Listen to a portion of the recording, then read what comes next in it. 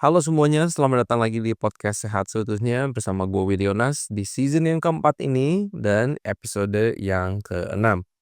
Teman-teman, hari ini gue mau bahas mengenai hubungan makanan, gaya hidup, dan juga poop.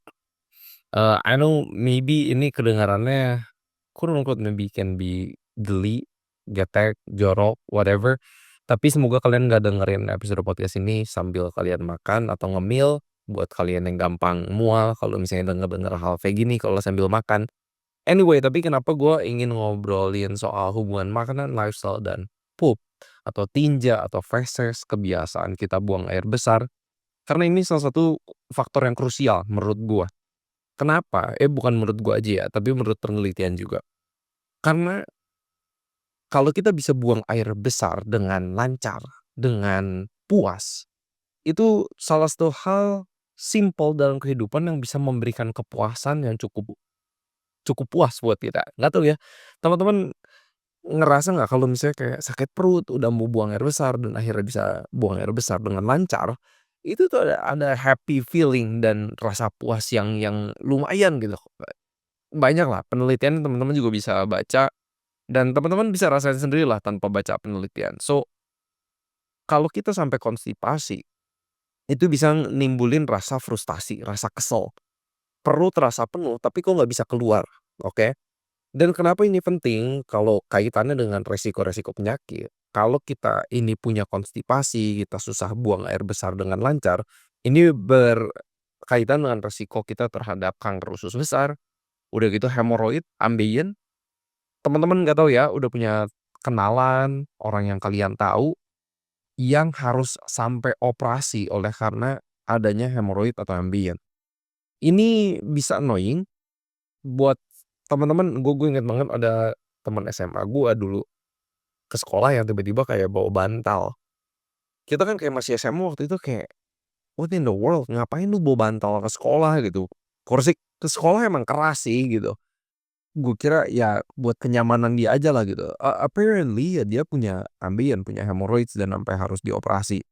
Buat teman-teman yang belum nggak tahu hemorrhoids, ambeien, ya itu adalah ketika anus itu jadi ada yang menonjol keluar atau sel di situ itu membesar, jaringan di situ membesar karena biasanya kita ngeden ketika kita lagi buang air besar, ada pressure ya, dan atau enggak kita duduk juga kelamaan ketika kita lagi mau buang air besar, apakah kita main HP lagi di kamar mandinya, ini ya kebiasaan banyak orang lah ya bawa HP, bawa gadget. Karena kita susah pupnya, susah untuk buang air besarnya, lama-lama kita bawa sesuatu dan kelamaan akhirnya ya ambeien ini bisa terjadi, oke, atau hemoroids ini. Udah gitu juga ada anal fissures ya, ini resiko kalau kita susah buang air besar atau punya, konstipasi. Anal fissures ini adalah ketika di bagian anusnya itu ada yang sampai robek karena pupnya saking terlalu kerasnya. Oke, ini kejadian nyata, ada memang orang-orang yang membutuhkan bantuan tindakan medis kalau mengalami hal ini. Udah gitu ada juga rectal prolapse, ini bagian rektumnya turun, itu juga bisa karena mengedan ya, karena buang air besarnya nggak lancar. Eee, Semoga teman-teman nggak mengalami ini dan kalau sampai teman-teman itu mengalami hal ini, semoga podcast ini bermanfaat karena gue bakal kasih tips bagaimana kalian tidak mengalami konstipasi lagi. By the way juga buat teman-teman yang pernah denger episode gua di episode di season 2 atau 3, di situ gua ngebahas juga mengenai orang-orang yang biasanya setelah pasang ring jantung, operasi stent, dan operasi-operasi tertentu lah, ada saran dokter bahwa kita itu nggak boleh ngeden. Jadi pencernaan yang lancar itu sangat penting, karena kalau misalnya kita ngeden itu bisa memperburuk kondisi dan masalah yang ada di tubuh kita, oke? Sekarang gue mau masuk dulu ke definisi ko konstipasi atau enggak. Apa sih yang dibilang pupnya lancar atau kita itu punya konstipasi? Gue dulu struggle mengenai ini ketika gue kecil, gue ini konstipasi, susah pup, gue bisa 3 hari lagi 3 hari lebih, 4 hari lebih itu nggak pup. Dan gue biasa ngerasa fine-fine aja gitu. Tapi waktu itu jadi annoying banget ketika gue, travelling sama keluarga dan di tempat tersebut itu nggak gampang untuk cari toilet umum. Dan di situ gue bener-bener diajarin bokap kayak, "Oke, latih yuk, perbanyak makan serat supaya lancar, buang air besarnya." Supaya nggak annoying gitu, kayak lu lagi di tengah-tengah sesuatu terus tiba-tiba kayak, wah lu mendadak harus cari kamar mandi dan lain-lain lah. Anyway, definisi yang dibilang pup lancar itu adalah 3 kali per minggu sampai 3 kali sehari, itu kita sebut BAB-nya lancar. Jadi kalau di luar dari kategori ini, lu seminggu BAB cuma 2 kali sekali, cuma 2 kali, udah gitu seminggu lu cuman BAB 1 kali, itu lu udah termasuk kategori konstipasi. Dan sebaliknya kalau misalnya lu ke kamar mandi lebih dari 3 kali dalam 1 hari buang air besarnya, ya lu mungkin lagi diare gitu kan. Nah, teman-teman perhatiin dulu, kalian kebiasaan untuk buang air besarnya ada di range ini atau enggak, oke? Itu yang basic definition dari, pup yang lancar, BAB yang lancar, atau lu konstipasi. Yang hal yang kedua yang perlu kita perhatikan adalah konsistensi ketika kita buang air besar. Jadi ada yang namanya British Stool Chart, itu ada 7 tipe pup kita. Kalau tipe 1 itu dari yang keras banget, itu kayak bola-bola, oke, nggak tahu ya teman-teman pernah ngalaminnya atau enggak, tapi itu kayak bola-bola dan keras ketika keluar. Gua sadar ini banget ketika, gua take care nenek gua waktu dulu yang kena stroke. Bayangin aja teman-teman orang yang stroke nggak bisa gerak, nanti gua bahas juga deh penelitiannya, tapi gerak badan sesederhana jalan kaki itu bisa membantu pencernaan lu lebih lancar. Dan ini orang yang stroke, banyak baringan di ranjang, sekalipun dia makan serat, minum air yang cukup, BAB-nya bisa tetap terganggu. Ya, ini juga faktor dari stroke-nya juga, oke. Syaraf pencernaannya bisa aja ada yang keganggu juga. Tapi, gue inget banget itu gue bantuin dan pupnya bener yang bulat dan keras, susah banget, gue kasihan ngelihat nenek gue waktu itu suffering karena susah pup. Ya bayangin aja perut rasa penuh banget pengen dikeluarin tapi nggak bisa keluar, karena konstipasi ini, oke. Tapi paling ideal kalau kita ngomongin soal konsistensi dari pup, itu adalah pup kita bentuknya seperti sosis, nggak keras, nggak terlalu lembek, itu tipe 3 dan 4 itu yang paling ideal dari konsistensi pup kita. Tapi ya konsistensi 5 sampai 7 itu yang lebih ke arah cair lah. Jadi teman-teman bisa bayangin British Stool Chart itu dari pup yang bulet-bulet, keras, sampai bener-bener yang cair, nah kita harusnya di tengah-tengah. Pup kita kayak sosis bentuknya, udah gitu nggak terlalu keras, nggak terlalu lembek, jadi pas lah. Ya teman-teman pernah, alamin lah. Jadi salah satu tips gue adalah kalau teman-teman lagi ke kamar mandi buang air besar, coba cek, dilihat, oke, bagus nggak konsistensinya? Nah, kalau misalnya kurang bagus, apakah kalau lagi diare itu beda masalahnya. Tapi ya mungkin kalian salah makan, bisalah.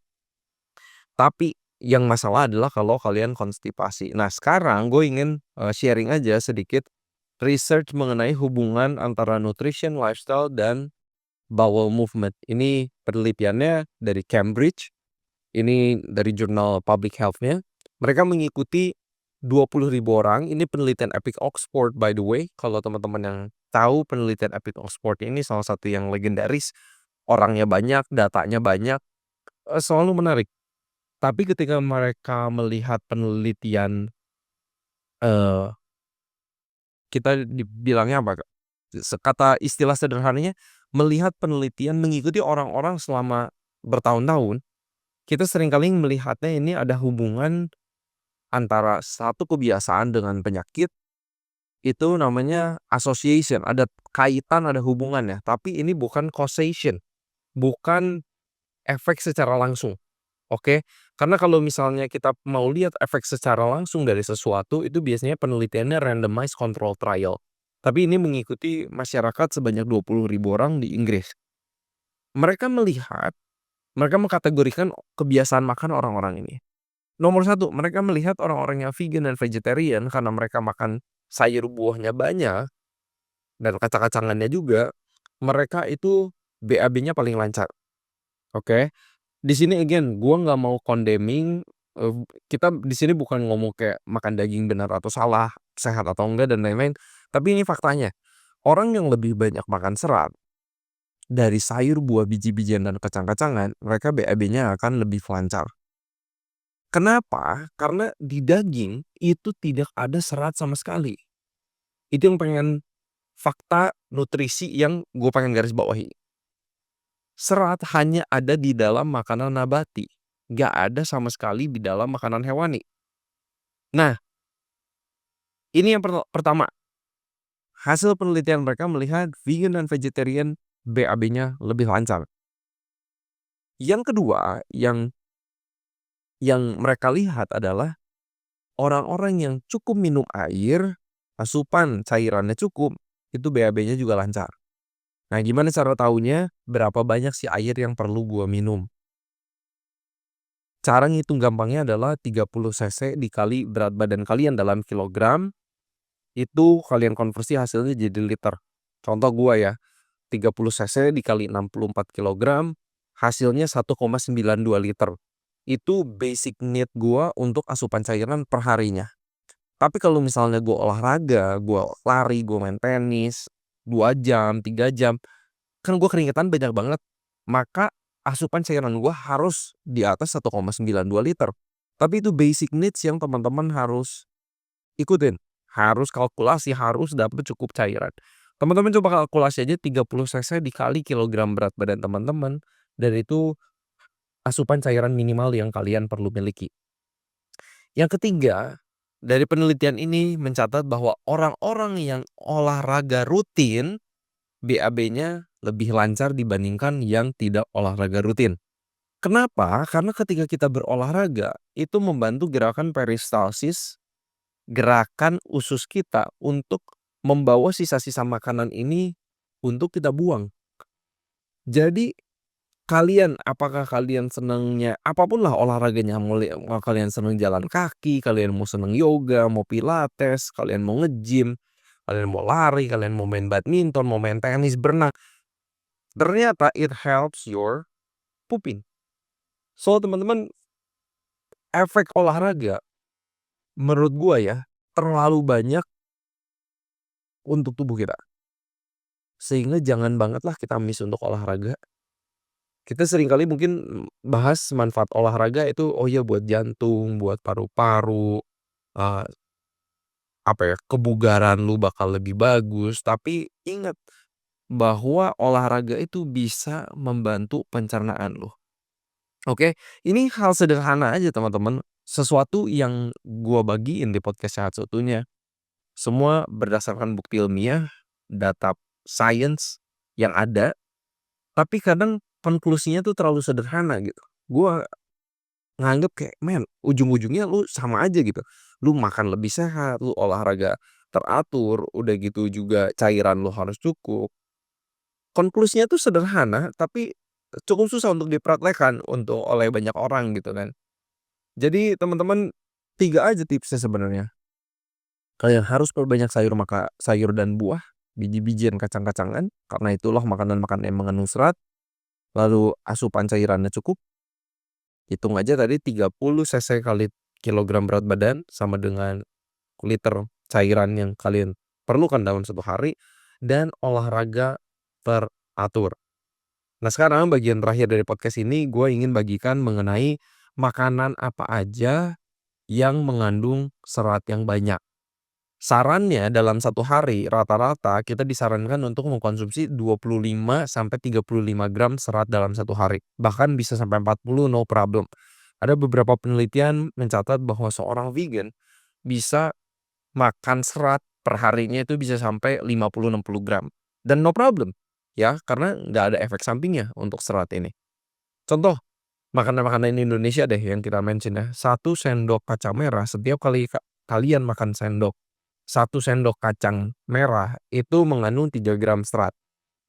Kalian makan sup kacang merah, Brenebon, atau makan sayur asem aja. Sayur asem juga kan karena suka ada kacang merah atau kacang endo.